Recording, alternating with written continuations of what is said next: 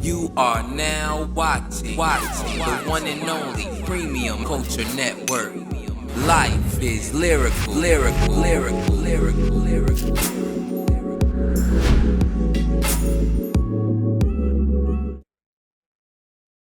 Peace and love. This is Care from Life is Lyrical. So Dame Dash speaks on the Jay-Z and Aliyah situation and how him and Jay-Z was constantly in competition for Aliyah, and also the direct consequences behind that. I'm gonna let y'all check it out and we'll wrap on the other end. Also, if you like this content, please make sure you like and subscribe, all right? Let's go. I didn't look at her like that because she was like a tomboy. She was little to me. But then one time she was, I guess we had the same bookkeeper, and I walked past, and the thing about Aliyah was like every time I saw her, she looked different.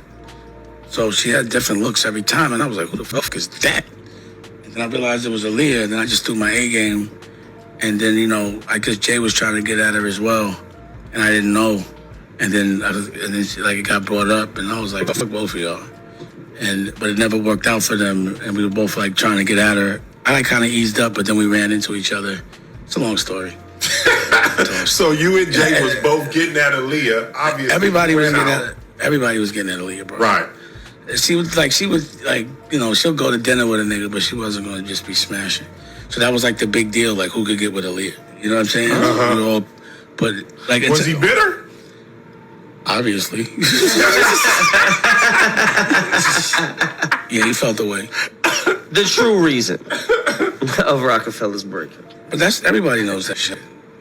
We were both. I heard it, but I didn't. Yeah, but they be trying to act like he was really fucked up and whatnot. He was sending flowers and doing all this shit. That nigga, he was courting her. So we were both going hard. And we ended up in the same house, 4th of July. So we were, for some reason, this day. Wait a minute, you, Jay, and Aliyah ended up in the same house? Yeah. That's funny.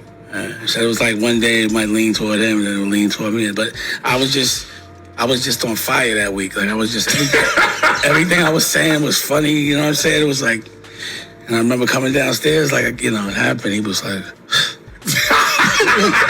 this is going to be hard for me. Because he was throwing, his friends were laughing at him and shit.